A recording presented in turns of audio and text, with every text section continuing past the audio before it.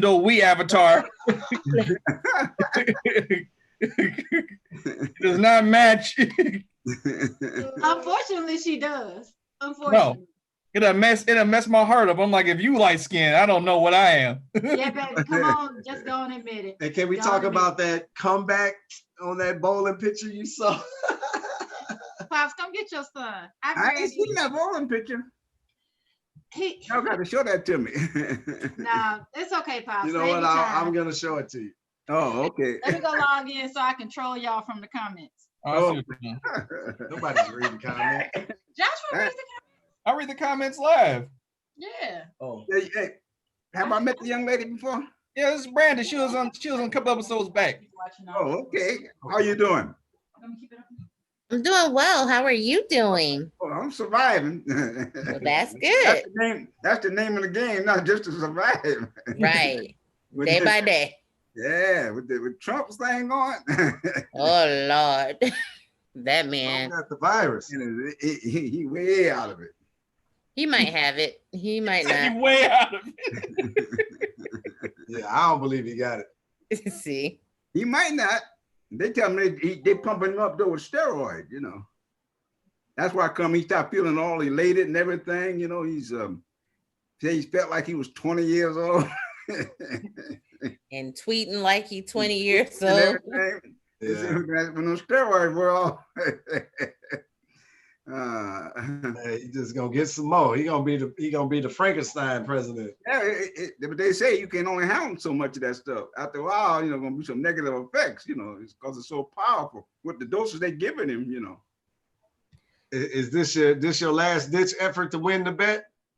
Oh my God! Oh, no, I got 28 days. 28 days? Huh? He done called in his last resort. You know what though? There's no way in the world that he called in karma. Person could never have gotten this far. See, I thought I'd have had him by August, you know. But he's Teflon. August of 2017? What? he got Teflon clothes on. No nothing to stick to him. Oh my goodness, that is hilarious. So yeah, we ain't on it, are we? No, we've been on for a while. But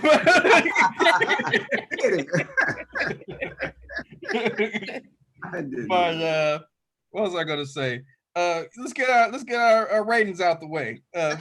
Randy, you got something today? You finally joining? No, just pure life water. Wow, Brandy, you're messing up the flow. Listen, I'm working. I can't be drinking beer and working. I'm working too. Sure you can. This needs no introduction, right? Killian. Needs no introduction. And you the one introduced me to the Killian. I remember having him, but I thought it was Crystal. But she just kept. It's okay, you forgot me. But it's all good. And this is brought you that box of beers. So I'm gonna start out with mine with Oh, gotta start out with a 6 because I can go to 6. We've actually rated Killian's before, Grandpa, but it's okay. You started with a 6? Yeah. That's unusual with me, right? No, I mean you rated Killian's before. We know you like Killian's. Oh, okay. It's all right. I got some Zingu. I don't know where this. I found this at the liquor store. Is that drinkable? Is that drinkable?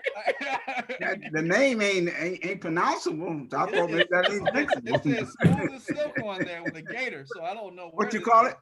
It's from Brazil. It's called Zingu, I think. It's Zingu, okay. It's called the black beer. Yeah. Oh, okay. We're gonna see today. I have no expectations, but it smells all right. I'll start off with a 6, like you. Yeah. See how it goes. What you, Uncle Pooh? I got a Southern Tier salted caramel. Yeah. So this one it's an Imperial Stout. Oh, I didn't know that. Imperial Stout, Himalayan Pink, sea salt, caramelized sugar, and natural flavors. It's a 10.0 alcohol by volume. And oh man, this is date of birth 5/23/16. So this is 4 years ago. That's 4 years. Bought that right before Trump got elected. Yeah.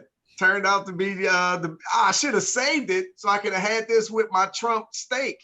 So Brandon, you may not be aware of this, but Grandpa and Uncle Because Pooh, I ain't giving you a piece of my steak. Grandpa and Uncle Pooh have a bet for people who are watching, and Brandy maybe not know that Grandpa said that Trump wouldn't last this entire election, like he would be, removed from the office in some manner. And Uncle Pooh is like, no, it's not gonna happen. He's gonna make it the entire term. So Grandpa has been like, now that Trump is quote unquote caught COVID, Grandpa's like, this is my last chance. I still got a shot at him though, because he acting, Grandpa does have a shot. He's acting real weird because now even the Republicans saying maybe you better get him out of here and go for our own survival. Yep. If Grandpa wins, this might be the greatest comeback since Kenny Gomes made that 3 in Zion's face. But yeah, my beer is 4.6 alcohol, in case anybody was wondering. 4.6. Let's knock out the Killians to see what that's about. Oh yeah, Brandy, you didn't tell us what you were drinking. You gotta show us you gotta give your rating. I'm drinking Nestle Pure Life water. Nice and refreshing. Nice and refreshing. Is it the still water? Yes. Oh, it is. Oh, you're on the ball. That's That's what I've been drinking when I drink some water. I'm beginning to really find out, man. Purified water is good, but distilled water with no minerals in it at all. Well, yes, and you put. I guess actually this is purified and not distilled, so I take that back. It's purified and enhanced with minerals. Oh, okay. Oh, it's enhanced with minerals. Okay. Yes. Well, Brandy, isn't Nestle the water company that's stealing the water from Michigan, all the lakes and all that? Yes. Wow. You could just turn Joe Faucet water on for that. You done stole from yourself. But it's cool. Well, you might have a point. All right, you don't want to drink alcohol, but you want to steal from yourself. It's okay. That's another problem in our community. We want to take. You know what? That's why your sound is muffled and nobody can hear you. My sound is muffled.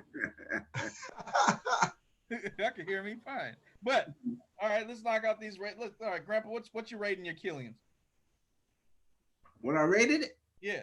I always say I started with a 6 there. Yeah, you gotta drink it. You gotta tell us now. Okay. Personally, okay. I know what it looked like there. Well, I'm gonna have a nice little head on the beer there. It looks a little darker. It's like it must be. Is Killian a stout beer? No, it's a red ale. I think it's ale, right? It's a red ale. Red ale, yep. Oh, it's ale. Yeah. Oh, okay. I was looking on there. It says red ale on the bottle. Irish. I got my glass. Irish something. Irish red. Yeah, Irish red. Yeah. All right, I said it. That's what it's ale. Well, let me give it the sample, which I know what it's going to be. I started out with a 6. Yeah. 6. Definitely 6.5. I really stretched it though. Hey, that's the top of the meter, man. What about you, Uncle Pooh? What you got there? I started with a 6, but after tasting it, I got a 7. All right. Okay. Let me get this Brazilian beer at Giants. That's that caramel, eh? Yeah, it's a little bitter at the end, though. I didn't expect that, but I guess maybe over time that's what it aged into. But it's not as sweet as I remember. It's super sweet when you first buy it. So it really mellowed out. That was nice. Oh, okay. Zingu isn't bad. I'm probably mispronouncing it. Zingu isn't bad. Or Xgu, I don't know. It's Brazilian, it's black beer. Yeah, I thought it was going to taste bitter or whatever. It's actually not bad. I'll move it up to a 6.5. It's 6.5, eh? It's drinkable. It's not like out of the park, but it's drinkable. And we're out here with marginal beer life. Let's go. Right. Randy, you want to tell us what your water? How you want to rate the Michigan stolen water? Water, you start water off with a 10. So if I started off at a 10, you can't go wrong with water. It's still a 10. Yeah. All right, y'all. So let's get into the topic today. I think last week we were just edging out. We were supposed to have another guest, but he couldn't make it, or else we would do another topic in addition to this one. But I'm sure we'll go off on a tangent. But let's start off colorism and the community. Colorism and the community, eh? Yeah, we got the We got almost all the shades of us on here right now. But like, you know, let's start with Grandpa. The historic, like for as far back as you've been in life, Grandpa, how is colorism different today as it was when you were younger growing up? Well, we had a little division in our communities. It's cultural wise. It doesn't change now, but color played an important role. Alphabetical like that. Yeah, but like, how is it different? Like when you were growing up, I mean, I'm sure it was way different than how we do it now. Yeah. Well, I just said, you know, it's been a different as far as color was concerned. I say that was within our own community, you know, because they used to have what I remember. You ever heard of the brown paper bag? Oh yeah. Okay, that was the day. that was the litmus test, the brown paper bag. How did that come about? Like when did y'all start? Was that a joke or was that a real thing? No, that was a real thing. Oh wow. Remember now, we came a long ways, we come all the way from slavery, so that was a real thing, you know. And now we just seem to be getting away completely from that, you know.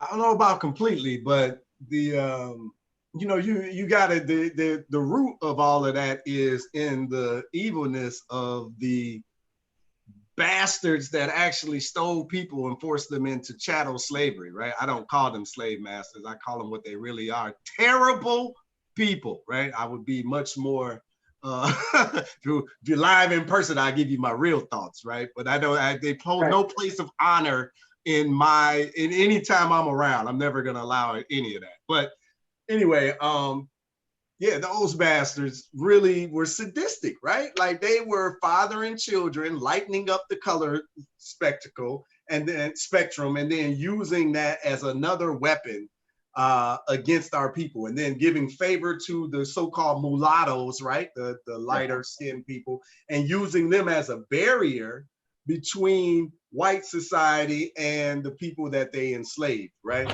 And they use them as pawns to give them certain privileges and give them leadership positions over the rest of us, right? And then that sort of division just kind of, you know, matured over time. This is even special. Really to America. sadistic, man. This isn't even special to America. In Australia, they had a program where they tried to breed out the Aboriginal people. They figured after 3 generations of having children with a white person, they would bred out all the undesirable genes out of the Aboriginals. That was a real thing. It was a documentary about it that was on Hulu. Talking about it. I was like, this is incredible. Yeah, that's a. You said that was South Africa? No, that was in Australia. They wanted to breed. They wanted to do a gentler form of genocide to the Aboriginals in Australia. They're like, we want all this land. We want to move into their territories. How do we do this? And one guy was like, I gotta look up his name. He suggested, let's just breed them out. Like after about 3 generations of having us have sex with their women, we should breed out all the impurities, all undesirable traits from their community, and be able to integrate them into our society.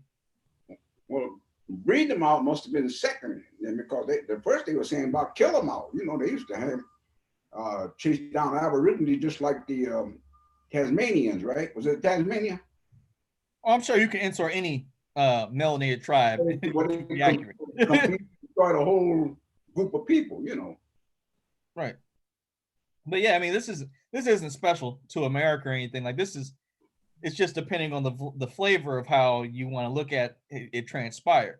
Like there's I don't know, like I remember my mother, like even when she was teaching in Detroit public schools, talking about how when she worked with not even white people, there was Indian people who she was telling me how because she was lighter, they treated her a little differently than her darker skinned employees because of that whole caste system over there. And the caste system was brought up because they were trying to, when colonialism happened, they were trying to, again, breed out the darker skinned people, which that's where the term outcast came from. Like if you were so dark, you were out of the caste system. You couldn't even be a part of the economy because you were too dark. But the lighter you got, the more favor you got. And eventually they took that in their culture and changed that into a favorable thing. From my understanding, they're not trying to be as anal about that now, but that's still rooted deep. Like there's a show on Netflix talking about like arranged marriages in the Indian, excuse me, in the Indian community, and the caste system comes up quite often. Yeah, man, you're something that's been done to your people for hundreds of years. You don't just get over it, right? It's something that it doesn't have to be forced anymore because it's in the mind and the psyche, particularly when they, compound that with their media messages, right? That strengthen all of that, white is right, like that's even, and lighter is more okay, right? And that's been the marketing messages for at least the last 50, 60 years. So they just reinforce that over and over again with their movies, and then of course the educational system. But like all of this reminds me of like Garvey, right? Like as Garvey traveled the world, this is exactly what he found: the dark-skinned African at the bottom of every scale all around the world. And the people are like, oh, he never went into Africa. True, he never went into Africa, but he went in all through Central America, South America, throughout Europe, over a little bit over east. But everywhere he went, the darker the skin, the worse the circumstance. So, and this is really what not forced, but was the driving nature behind his, Up You Mighty Nation movement, because he knew what was going on in Africa, right? But like everywhere you go, there's a systematic effort to keep us down. And I think like the question has to become why? Well, the world's a hierarchy system. In order for capitalism and things like that to work, people have to be losers. And if you set a group of people as the designated loser, well, it makes it a lot easier for a lot of the other people to win.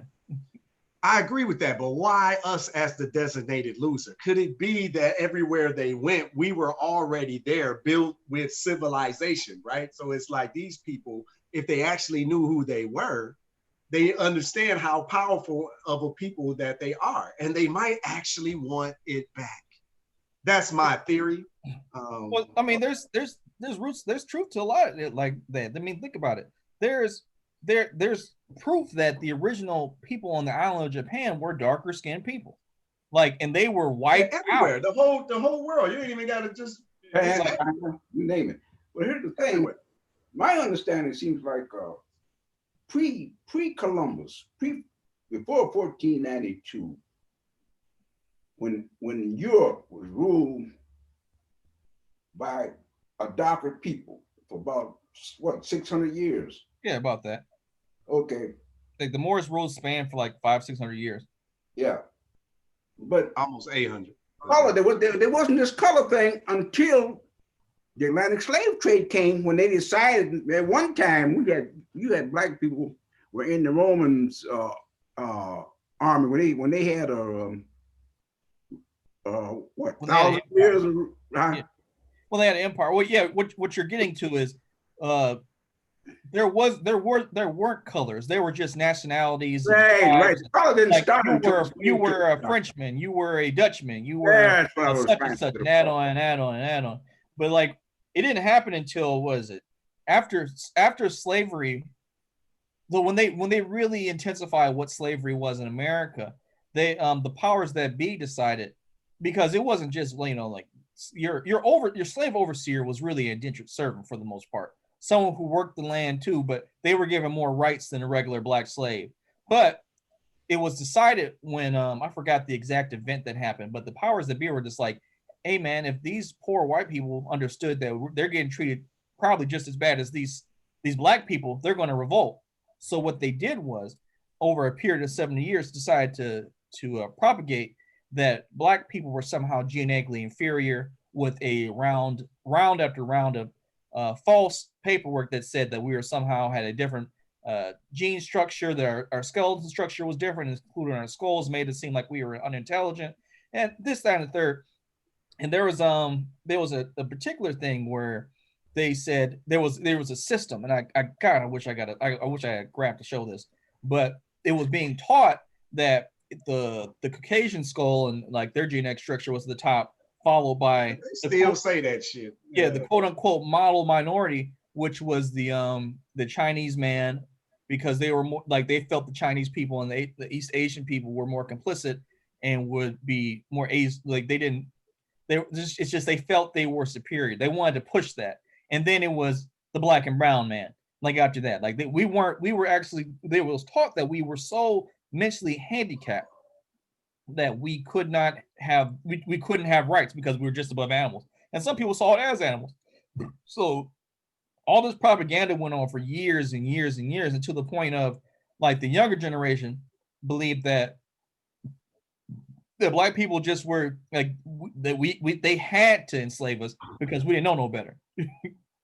We come on, Brandon, you gotta say something. We just been talking. We're dominating. Well, I agree with what you're saying. I think that the impact of that is still seen today. Although I do think it's really interesting, the new dynamic that I'm starting to see with it is when you're looking at the kids now that are born that are of mixed race. A lot of times you'll hear people say, well, they're not black, even though historically they've always been black. And I feel like there's going to be a rude awakening that is going to occur to these people that seem to think that they're not black. When the police officer pulls them over, they're going to be black at that point. When poop hits the fan, they're going to be black. And I know a lot of them feel like they don't get accepted by white people. They don't get accepted by black people. And it's true to a certain extent. But sometimes I feel like black people don't accept them because they think they're better or they're different than us. When in reality, no, you got the same black blood going through you just like the rest of us have going through us. We accept who we are. All of us have a little bit of something mixed in. I mean, we might not have it as much as this person or that person does, but we all got something in there.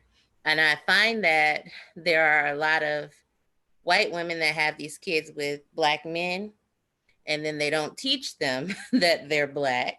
And then these kids grow up and then they hear different things in these households.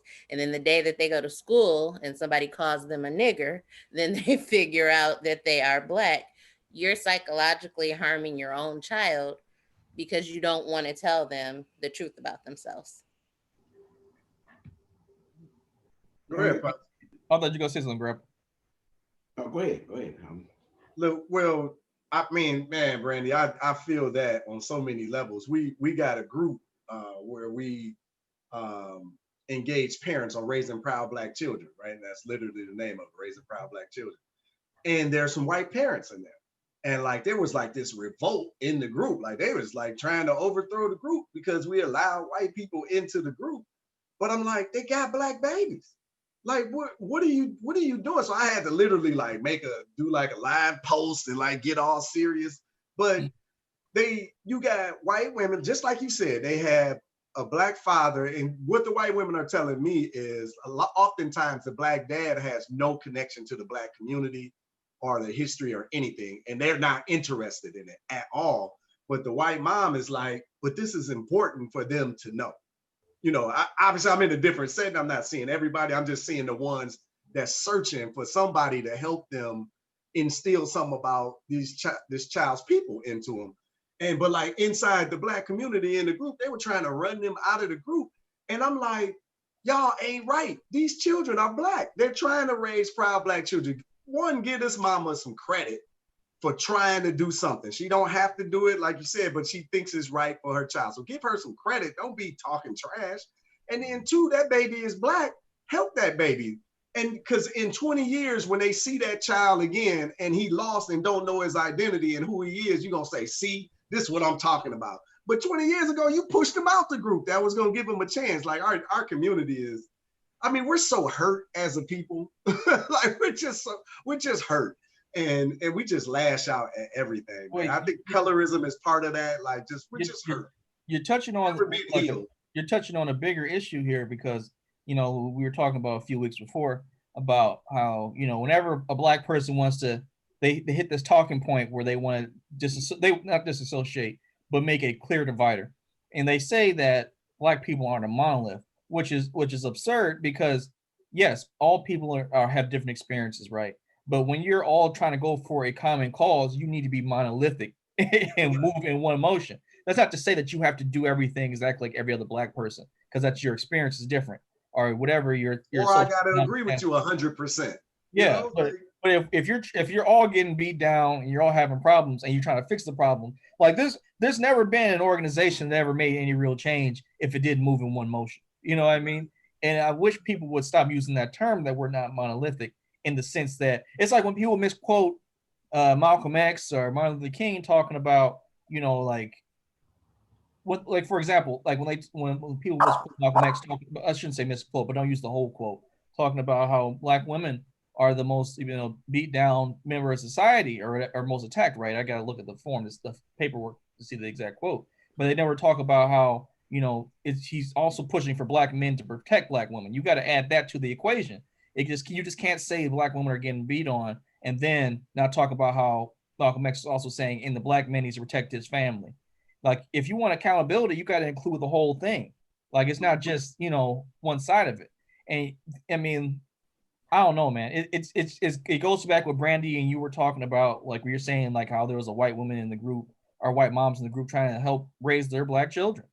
And if you're gonna, I understand people are like, oh, like, is this an agent? Like, are they trying to infiltrate and cause a problem? Because that's real. That stuff happens. But like, if people are genuinely trying to get help, of course, vet the process, but you know, you gotta help people where you can. Yeah. I understand though that color difference came about 1681 when they wanted to be able to identify slave, or who to be the slave and how you can identify them, you know, and put them to work, you know. Prior to that, there was no white people, just people of color. There people light, dark, brown, whatever, but they were people, because they didn't say white people. Then all of a sudden they came along, then they said, now we're going to divide this to white and the Black. So now, then we're going to create this slavery, so we're going to know that the Black people are going to be the slaves. So this is where that thing came in at, you know, this is where the white people come in. They tell me prior to 1618, that, like I was saying, during the Roman rule and their empire, they had Black generals, you know, but it wasn't a thing about Black. It was people of different color, but they were all Romans, you know. Mm-hmm. Well, and even in addition to that, like that whole Black and white thing in America lasted all the way to the 80s. Like, on your census, if you weren't white, you were Black. So like, when immigrants came in, that's why you see a lot of Asian and like dark skinned Indian people and Latino people. They're considered white. They considered themselves white because they came here, or their family's been here all the way until that point. And when that changed over, when they changed the dynamic of the census, where the option was like, what is your ethnicity? And it wasn't just a choice of white or Black. That's when you saw people identify as what their background was more so often.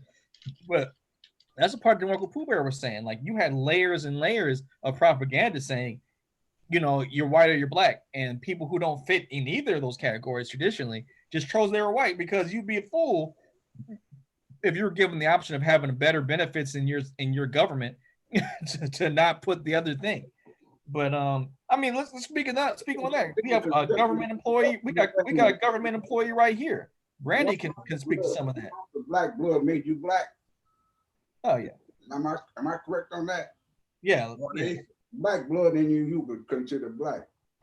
But then they turn around and they say, like this guy took the people to court, and he was an Egyptian coming into this country, and they labeled him white. And he says, no, I'm Black, you know. Then they want to deny this 1 ounce of Black blood of making Black, because they want this whole Egyptian thing, they want to make them white.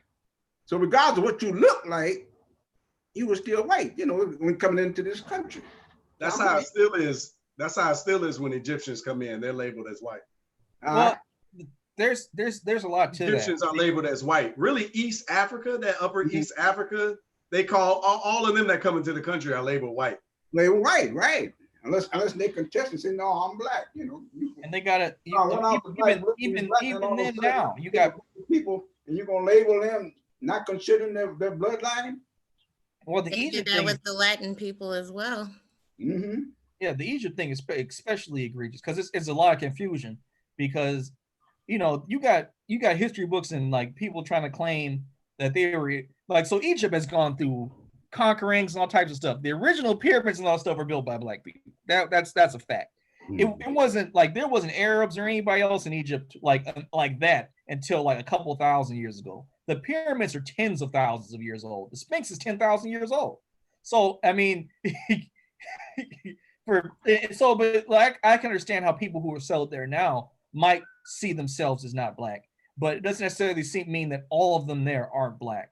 Like there's still a lot of darker skinned in like Egyptians in Egypt. Yeah, you just don't see them. They don't get on TV, just like they in Mexico, just like they in, Panama, just like they everywhere. Yeah. You don't see them. They in Australia, you don't see them for a reason.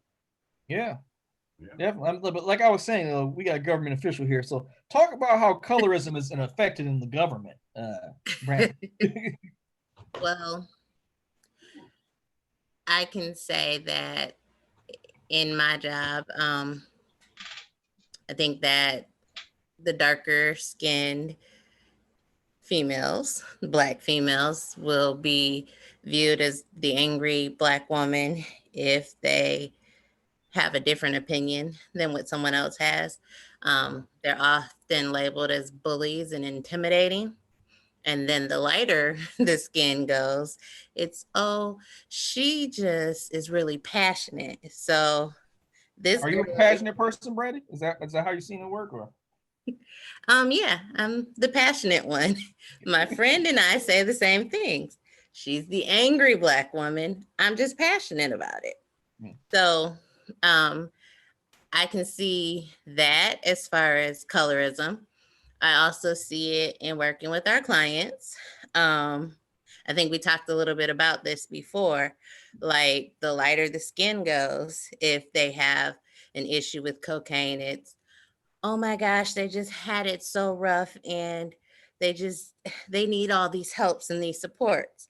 But if they're darker skin, well, they wouldn't get up and get a job, and they lived out there in the ghetto, and this is just what they do. So I think that colorism invades all aspects of our life and our work in the government and outside of the government.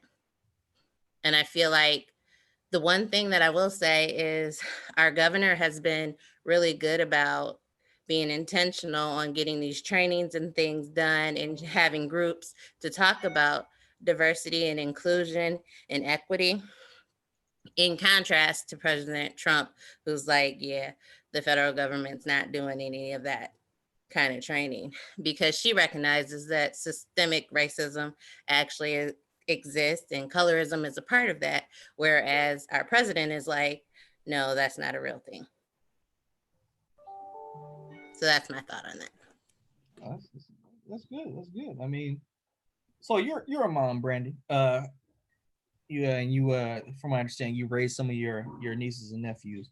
How do you go about teaching them about the black experience, and like, do you like, how exactly? Just like you run out. Sorry, my doorbell is ringing and my dogs are going crazy. Just a second. It's all right. It's all right. We'll wait for that question to come back. But I don't know. How was it?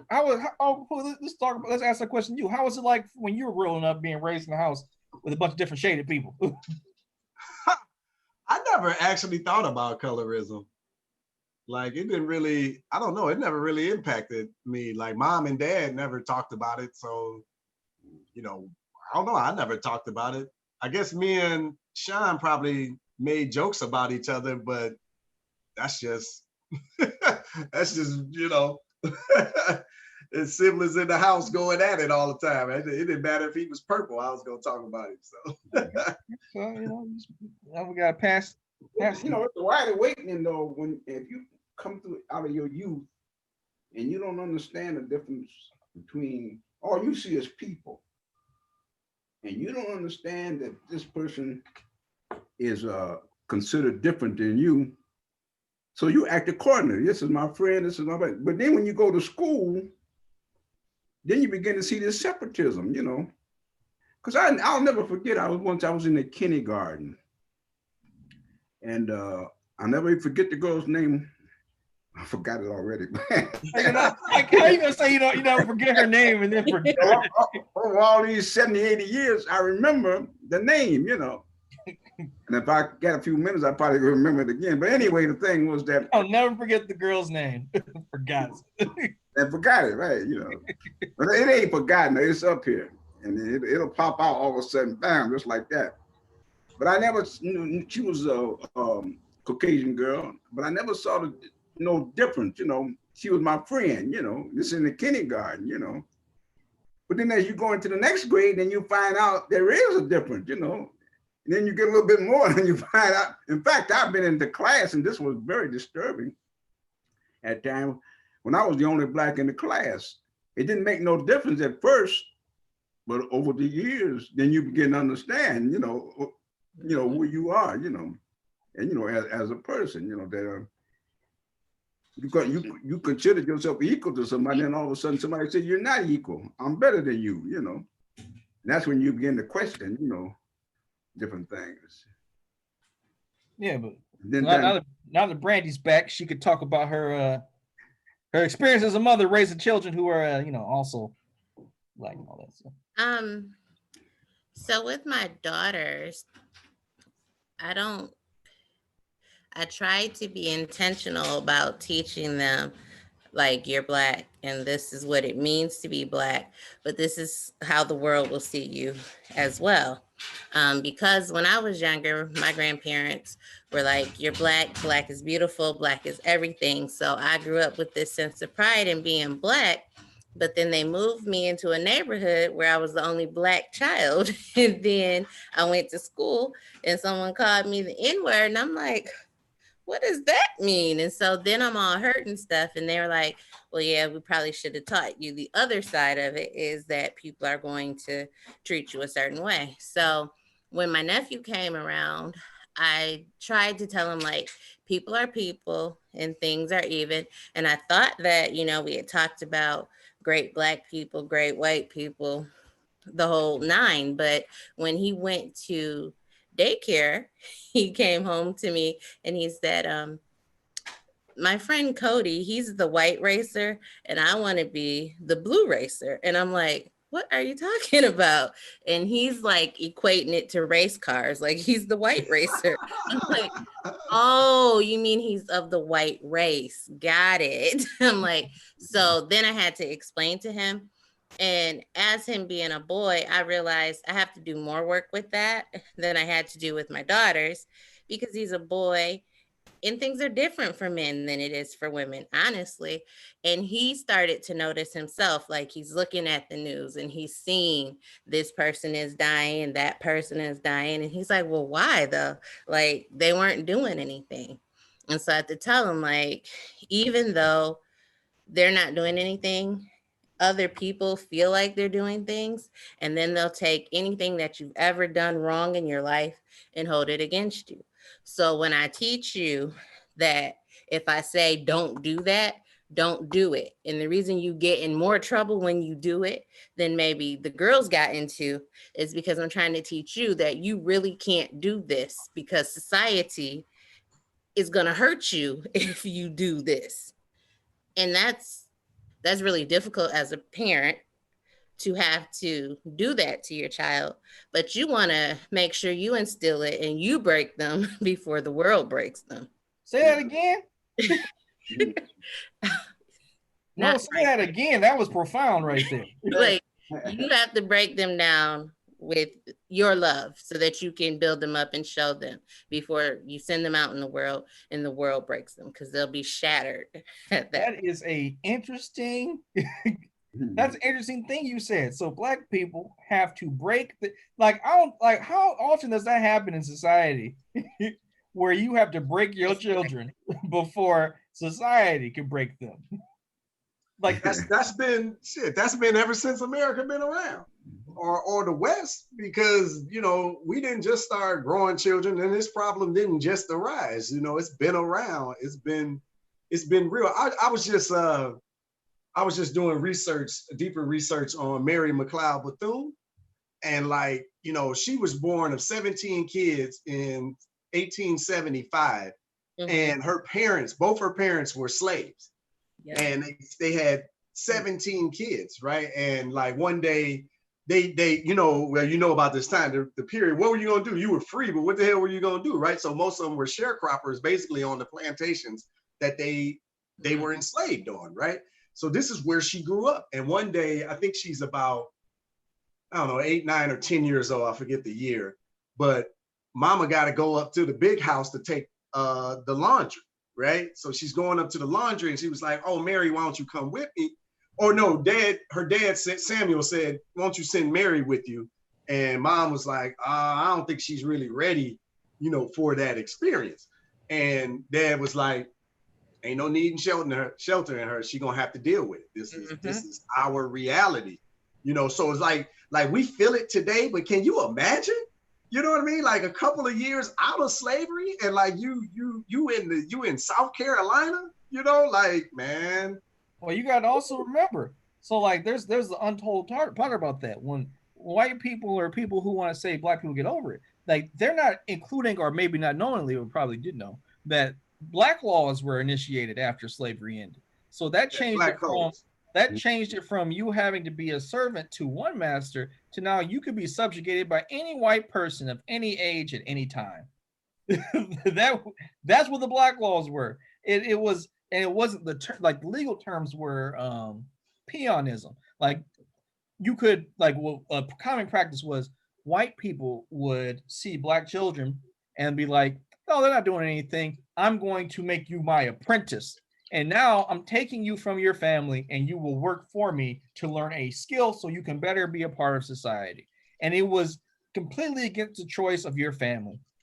Nothing you could do about it. But that was legal. That was legal up until the 1960s. So even after you were free, at any given moment, and like they changed the law in different states over the time. It was just completely abolished in the 60s. So like there were accounts all the way into the 60s of Mississippi, people being indentured servants or peons or slaves or however you want to call it. And it's wild, man, because people don't want to talk about that. Like when I learned about the black laws, I still can't keep talking about it. I probably mentioned it in some form every other episode. But that's a real thing. So Sean, let me ask you a question. You said it was abolished and it's gone. Do you think that it's gone, or it just manifests itself in different ways? Oh, it definitely manifested itself in different ways. Like the fact that after they abolished slavery or got rid of slavery, all right, I mean, it wasn't beforehand, because if you can still you're still a slave legally if you're in prison. Mm-hmm. If you're in prison, you're enslaved. That's it. That's still a part of. Is that the Constitution that says that? So, I mean, like you said, it's just different ways. Like there was they just keep finding ways to just throw you in that same box.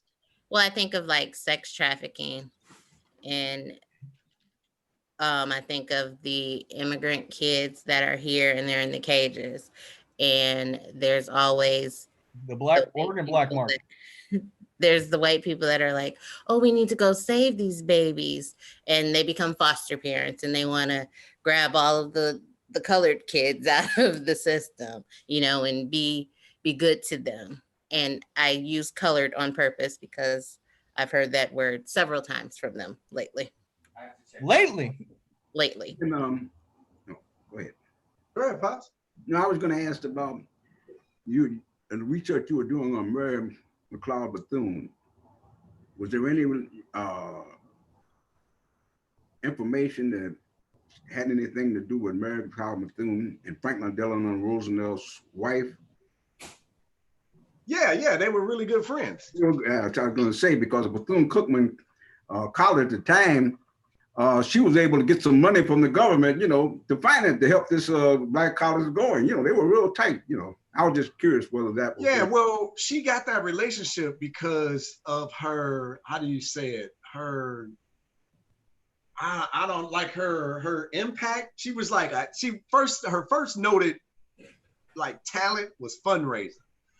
So she was like a hell of a fundraiser, and she was persistent as hell. So that's how she ended up getting relationships with Eleanor, because she was just going through every circle. She was like relentless, very calm spoken, none of that, like mild demeanor, but strong, fierce woman. But she never backed down, and she never took no for nothing. I was looking for this quote. She got a quote, like, I set out to change the world. I started with nothing and I set out to change something like that, man. Like the quote, really nails the essence of who she is, because she had nothing, and the story of how she started her, I know I'm way off, But this is good though, because colorism plays into it, because Mary McLeod Bethune was darker than all of us, right? Like she was really, really dark in the South, and she was a leader and a very outspoken person, which, you know, that gets you hung.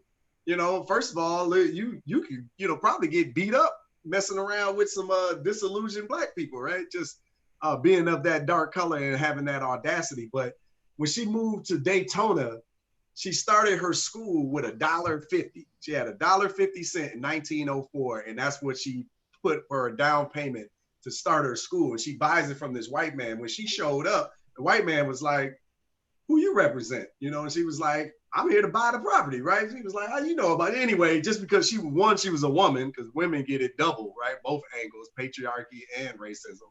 And then she was dark-skinned on top of all of that, right? But she buys this plot of land. They go to the land, and it's literally a trash dump, like just mounds of trash all over the place.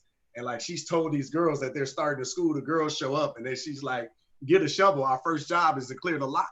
You know, like that no nonsense. Like, don't cry and whine about it. This is what we got. Let's do it. She cleared the lot, built that first building, and it's still standing today. I don't know. I think the woman's incredible. But, oh, okay.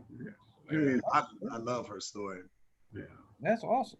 I mean, I never even heard this lady until you said it. What? Never heard of her. I mean, I may have saw some, but like she's not in the front of my mind. Like I remember all this stuff. I wrote facts about her for Black History Month. You don't read my stuff. Yeah, she was big back in the 30s. You know what? Y'all getting on me. I admitted something. Because she would be, some certain things would happen. They'd have her in the paper. Mary Lord Bethune, Cookman College, and Eleanor Roosevelt. Oh, I know. Okay, Cookman College. I heard of that. Bethune Cookman. Yeah, right. Yeah, she was, you know, not only was she friends with, you know, she was good friends with Eleanor Roosevelt, but she had the president's ear. But she was on the Black Council, or what did they call it? The Black Board, the Black Pact, Black something. But there was like a Black delegation that had the ear of the president when he was going to talk about race relations. Black Caucus? I might have. It's not that one, not the, you know, Congressional Black Caucus or whatever. But she was the Black Cabinet. That's what they called it. Mm-hmm. So it was like the group of Black influential people that had the ear of the president when it came to dealing with the quote unquote African American. And of course, she was the only woman on there. And again, she was, you know, of the Black people, she was the darkest of them up there. So you could just imagine like all the different angles of just bullshit she had to deal with. Mm-hmm. But like she say, they like they say, she was quiet, but don't mistake that quietness for weakness, you know. Right. Yeah. I love her. Yeah, just going back into these stories, man, you just really get some real perspective on today, because like listening to people talk today, particularly on social media, you act like, you know, they actually experienced slavery. Like you actually know what hard times look like. Like, sure, it's unfair, but it's like, man, if you put Marcus Garvey in 2020 right now, like, man, this dude literally might build another Dubai, like literally from the ground up, sand and all, you know. And I think we complain a lot, but I don't think we like to do a lot. Yeah. Well, I guess we complain a lot because we have a lot to complain about. I'll give you that.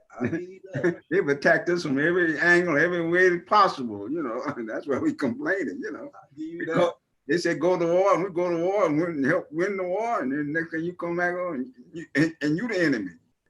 And you did it all again. In fact, overseas, you was the enemy, you know. Hey, we fighting in the same army, but then you're going to castrate me overseas, you know, as not being a part of this organization, unless you need me. It's even more than that. I mean, it's not like Black people haven't tried time and time again. And, you know, the American government or its people will try to stop you at every turn through either legal action or just straight up burning down your community. Like I'm definitely afraid for the Black people down in Alabama and in Atlanta that bought that 19 acres of land and decided to say where they were, because everybody knows who you are now. And I hope that's all I can do is hope that they're gonna be all right. Because I already know how this. I've seen this story in so many times, and it's never pleasant. Because it like when you hear words like it's like they throw these words around and make people sound like they're crazy. Like what's the words they use for cults? Like this, like for cults, like coven and society, or like they're gonna throw that around. Like once stuff starts really going for them, like once they get businesses and people to move down there and all that and build infrastructure, then they're gonna find a way. That's how America does it for Black people, and then we're gonna have a fire that just couldn't be stopped or something happened. Yeah.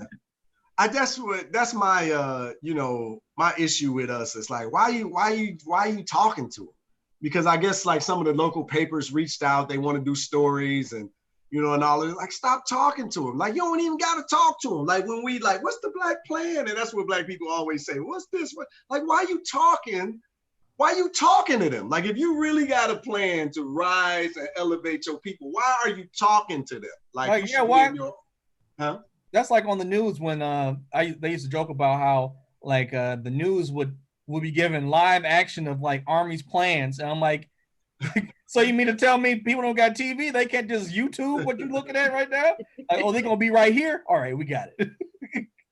Like, why would you even tell people?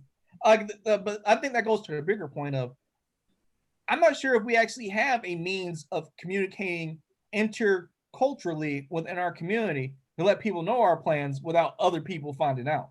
Because that's how you do things successfully. You don't let everybody know beforehand. No business or no organization runs like that. Like there's too much see-meism, for lack of a better term, in our community, where it's just like, hey, look what we did. You know what I mean? I don't gotta know. Like, I didn't even like I remember, like, to a lesser extent, when Ice Cube was coming out with his basketball league, like people talked about it, but no one was really talking about the ins and outs of it till after it happened. Mm-hmm. And like the 3-on-3 league is great. Like, it's entertaining. I think it's moving in the right direction. It's Black ownership. I love it. You know about this, Uncle Pooh? Yeah. Yeah, I think it's great. I think more Black people should do stuff like that. It's not super huge or anything, but they own it and it's getting traction. Things take time. It's not going to be like, you don't go to Amazon overnight. Like, that took years. Yeah. So I mean, yeah, the 3-on-3 looks fun too. Yeah, I mean, definitely. I mean, sure. That's a good idea. I don't know how he's gonna survive in the COVID world, but it's during the summer. So I mean, okay. Like it's like when the NBA ends, they have their season and stuff like that. Kind of like how the Rocks League XFL is going to be. Like after the NFL's over, then the XFL is going to be for those next couple months, and it's just something on TV some people watch, and it doesn't gotta be great. Like I've been saying the last couple episodes, I think that we should really change the narrative, because like in America, it's always been you gotta be twice as good to get half as much. For things to be fair, Black people, there should be a time period for us to do half as much to get twice as much. I mean, just for that catch up, because the truly exceptional will reap the benefits of all that. Like, it shouldn't have to be you pulling teeth to get apartment rent anymore for the Black community. Like, I don't know how we're going to get reparations, but there's got to be something that allows for us to overextend ourselves, not overextend, but to overachieve for all the time missed for our excellence, for all the inventions and things that our people have made in America. Because I remember a comedian, one of his stand-ups was the only thing white people made was the patent office. Right. I remember that. I got to interrupt this conversation. Mm-hmm. Barry was her name. There we go. You got her name. I went back 85 years, but Barry was her name. You got it. The name he didn't remember, but remembered. He couldn't forget. Right. The name you couldn't forget, but remember. Yeah, right. He just misplaced it for a second. There you go. It was there. I had to search my files. But let's as we're winding down the episode, we got to talk about solutions. We're a solution oriented organization here. Start with Brandy. Where's some solutions for the strife of colorism in the community? Well, I think everybody has to look at themselves individually and say enough is enough. I'm not going to hold people to different standards based on the color of their skin. Like, if we want to tell people don't judge us by the color of our skin, then we can't judge other people by the color of their skin. No one is better than you because they're lighter than you. No one is worse than you because they're darker than you. And when you see people treating people differently because of that, you have to call it out.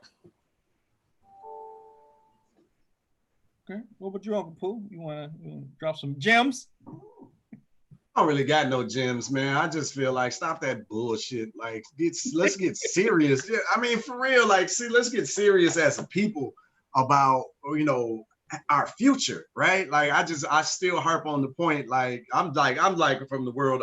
I'm like Garvey. I wish I was Garvey reincarnated, you know. But what are we gonna do? What are we gonna do for ourselves? Like, you got to drop this games of colorism and, you know, who's right and who's wrong and fuck all of that, man. We get destroyed. Like, we got to stop playing these stupid games and really unite as people. You know, but like, far as like me personally, I'm just pivoting to the children. I'm pouring into the children. We're building programs around kids that builds centers around Black history and empowerment. So that they can understand who they are, the depths of who they are, what happened, how they got to this point, and what they got to do again in order to take control of their destiny. What about you, Grandpa?